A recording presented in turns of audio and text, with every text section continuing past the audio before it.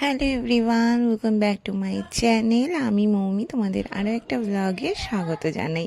তো এটা ছিল লাস্ট স্যাটারডের ব্লগ। সেদিন উল্টো রথ ছিল আর পীযূষ একটু তাড়াতাড়ি বাড়ি এসেছিলো, তাই আমরা একটু ঘুরু ঘুরু করতেই বেরিয়েছিলাম। আর ডোডোর এত আনন্দের কারণ হচ্ছে এইটা টাইম জোন, ও যাচ্ছে এখানে আর এসে এই গেমটা খেলতে যে ও এত ভালোবাসে। পুরো কার্ডের টাকাটা শুধু এই গেমটার পাশের একটা গেম আছে ওইটা খেলেই শেষ করে। ও আর কোনো গেম ট্রাই করবে না। অন্য গেম ওকে প্রায় রীতিমতো জোর করে খেলাতে হয়। ও এর পরের গেমটাতে দেখবে কাঁদছিল, দেখতেও পাবে যে ওকে জোর করা হয়েছিল বলে ও কান্নাকাটি করছিল। সেদিন একটু ভিড় ছিল, এক তো স্যাটারডে ছিল, ছুটির দিন ছিল। উইকডেগুলোতে একটু কম ভিড় হয়।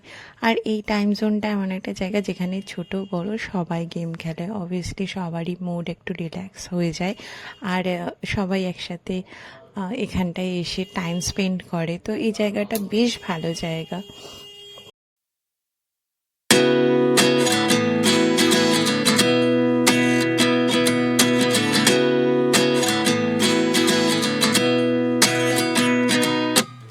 At 29 and I find myself wondering what did happen to the last 10. I ran away with my life, fast forward, never turn back again. It's kind of funny that the more we pass time, the more we need to set them rewind. And 19 was the year I had to leave you, but now I'm seeing all the signs. Is this really happening? I can't believe it's true. I'm just as surprised as you. Is this really happening? I can't. তারপরে আমরা রাতের ডিনারটা করার জন্য চলে এসেছিলাম আরসালানে। অনেক দিন বিরিয়ানি খাই না বলে বিরিয়ানি খাওয়ার জন্য এসেছিলাম। আর ডোডো দেখো এসেই ও কোল্ড ড্রিঙ্কস খাবে বলে বের করেও নিল কোল্ড ড্রিঙ্কসটা। আমরা 5-10 মিনিট ওয়েট করার পর আমাদের সেকেন্ড ফ্লোরে জায়গা দিয়েছিল। আমার এখানের অ্যাম্বিয়েন্স তো ভালো লেগেছে, কিন্তু যেটা প্রথম জিনিস সব থেকে খারাপ লেগেছে সেটা হচ্ছে টেবিলের স্পেস। 3 জন মানুষের জন্য ভীষণই ছোট একটা টেবিল দেওয়া হয়েছিল। আর এখানে বিরিয়ানি তো প্রচুর, মানে রাইসের কোয়ান্টিটি 3 জন একটা বিরিয়ানি নিয়ে খেয়ে নিতে পারবে। যেটা সব থেকে খারাপ লেগেছিলো সেটা হচ্ছে এখানে এত দাম দিয়ে যখন বিরিয়ানির প্লেট বিক্রি হয়, সেখানে একটা মাটনের পিস একদমই ছোট আর রাইস গাদাখানেক দেওয়া হয়েছে। বিরিয়ানি খেতে গেছি ভাই, কেউ শুধু রাইস খেতে যায়নি। এনিওয়েজ টেস্ট ওয়াইজ খুব ভালো ছিল।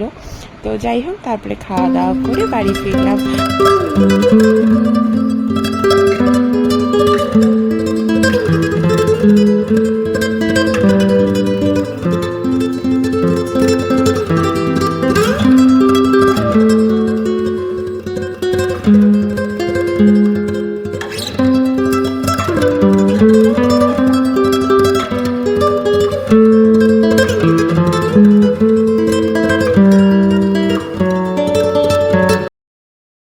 এখন বাজে 11টা, বাড়ি ফিরে এসেছি। আমি না পুরো এক্সস্টেড হয়ে গেছি। মানে এত খেয়েছি, এত বিরিয়ানিতে এত রাইস দিয়েছে, মানে আমি জাস্ট আর খেতে পাইনি, লাস্টে ফেলেও দিয়েছি। খুব খারাপ লাগছে যে কতটা খাবার নষ্ট করলাম। বাট একটা কমেন্ট আছে, সেটা হলো মাটনটা একদমই ছোট দিয়েছে এখানের। হ্যাঁ, রাইসের কোয়ান্টিটিও প্রচুর ছিল, একটা প্লেটে 2 জন আরামসে খাওয়া যাবে। টেস্টও বেশ ভালো ছিল, বাট মাটনের পিসটা একদমই ছোট ছিল। মাটনের পিসটা মানে পেট তো ভরেছে বাট মন ভরেনি। এনিওয়েজ, তো এখন একটু ফ্রেশ হই, শুতে যাব। ব্লগটা এখানেই শেষ করছি। ভালো লাগলে প্লিজ একটু লাইক, শেয়ার, কমেন্ট করো। কমেন্টে হার্টস অবশ্যই দিও, বা তোমাদের ফেভারিট কোনো ইমোজি থাকলে সেটাও দিতে পারো। আর ইনি রেস্টুরেন্টে গিয়ে গ্লাস ভেঙে এসছে, এত দুষ্টুমি করেছে। তো আর চ্যানেলে নতুন হয়ে থাকলে প্লিজ সাবস্ক্রাইব করে নিও। তো চলো, দেখা হবে আবার নেক্সট ব্লগে। টাটা।